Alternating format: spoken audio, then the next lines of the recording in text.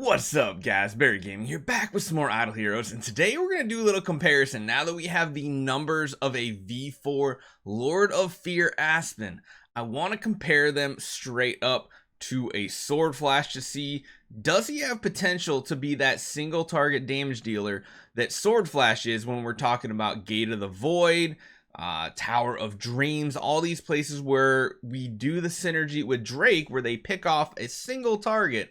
And this one's a little different because sadly Drake's defense down is going to jump around after they kill the first target, and Lord of Fear Aspen might not sync up with where that defense down moves to, whereas with Sword Flash they both always go for the lowest HP target.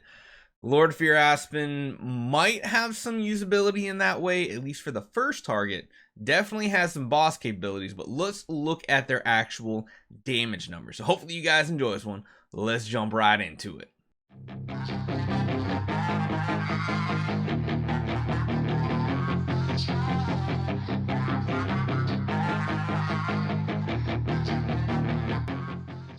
Okay, so as a reference, while editing this, I'm going to try to put Lord of Fear's skills up here somewhere in front of Shia when we're talking about her abilities to try to compare them damage-wise.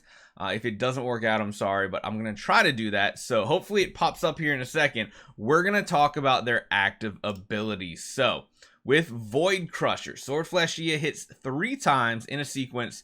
The difference with her compared to him is, number one, she's going to hit the lowest current HP target, deal armor ignoring damage, which usually doesn't matter because it's synced up with a Drake anyway who has defense down on them, dealing 320, 640, and 1280% of attack. When Impeccable Flow is stacked, it consumes 1 layer to make the skill target all enemies. So that is a huge AoE ability that it does have. Now let's break that down. We're doing 320%, then 640, then 1280. That is what? Let's break out the calculator for this actually, since I don't want to try to big brain math this. Let's add this all up. So 320 plus 640 plus 1280 is 2240% of attack. So it's armor ignoring, but again, like we said, it's not that important.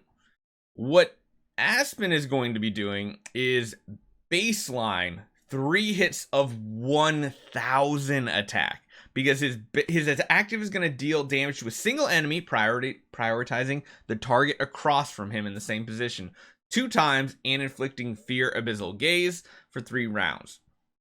If nothing else happens, if they don't drop below 40% HP, he's then, after the attack, going to deal an additional 1000% of attack damage to enemies in the same position.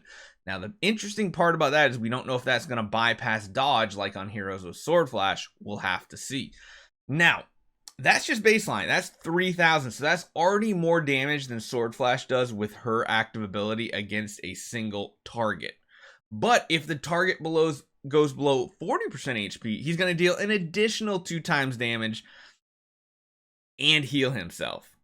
So that goes up from 3000 to 5000. So if that first 3000 gets him below the target below 40%, chances are 2 more hits in a PvE scenario, not talking about PvP with Unbending Will and everything, but in a PvE scenario like in Void Vortex, chances are that's going to kill the target. So that's 5000% attack. If they kill the target, it then deals 1000 attack 2 times to all enemies, which ups it to 7000. Well, you're never going to get 7000. It's 5000 to one target and then 2000 to everybody. That's pretty strong considering Impeccable Flow's Void Crusher here. If it does have Impeccable Flow, it's going to deal that 2240 damage to all targets. So it's pretty comparable. The niche is it has to kill a target in order to proc that. So Sword Flash has a better AoE version on the active ability than Aspen, but Aspen has a stronger single target.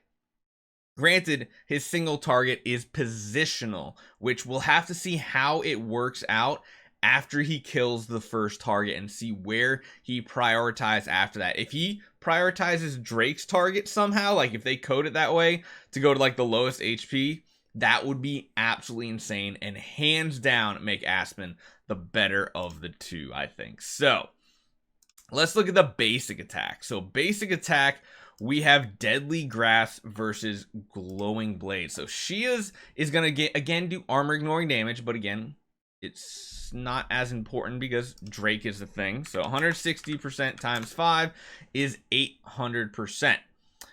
When they have Impeccable Flow, though, it's going to increase the damage to 320, which is basically doubling it. So it's either going to do 800% of attack or 1600% of attack. So that's interesting. But with Deadly Grasp, his target is going to target the entire back row, dealing 800% of attack damage while reducing control immunity by 15%, inflicting fear, and then afterwards giving himself 20% crit.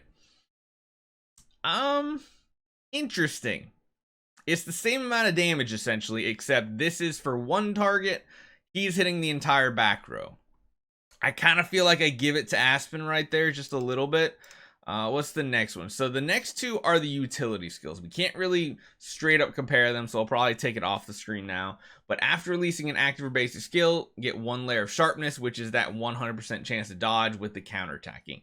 That's hard to beat. Dodging not 100% chance to dodge, a guaranteed dodge. Like, that's weird that it's just 100% chance to dodge. When you stack that up against something like Death Spread, whenever an enemy dies, increases self crit damage by 30% and 100% chance to inflict his Horrify style ability, I think the dodge probably wins out. And then when we're talking about the last one here, 8 successful dodges or blocks guarantees a stack of Impeccable Flow. That's pretty solid because of the way it manipulates it, but you need Impeccable Flow in order to have your abilities do that really big damage, whereas Aspen's is more situational on how low HP the target is. And of course, his Source of Fear, whenever an enemy is inflected with fear, he restores HP equal to 10% max HP and gains 20 energy while increasing self-attack by 8% for 3 rounds and control immunity for 6%. Whew, it's a lot. Oh yeah, and at the end of each round, reduces the energy of all enemies with fear by 50, with a 30% chance to reduce extra energy by 50. I don't know about you guys, but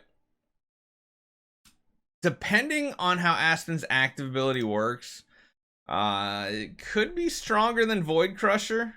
By the numbers, his ability definitely does more damage. Granted, Sword Flash and Drake synergize, I think, much better because as they move past that first target, they keep hitting the same target. Whereas with Lord of Fear Aspen, we don't quite know just yet. We'll have to do that testing day one to see where he prioritizes attacking after he kills the first target. And yeah, we're going to also have to talk about him being a householder because his householder status is going to be very important.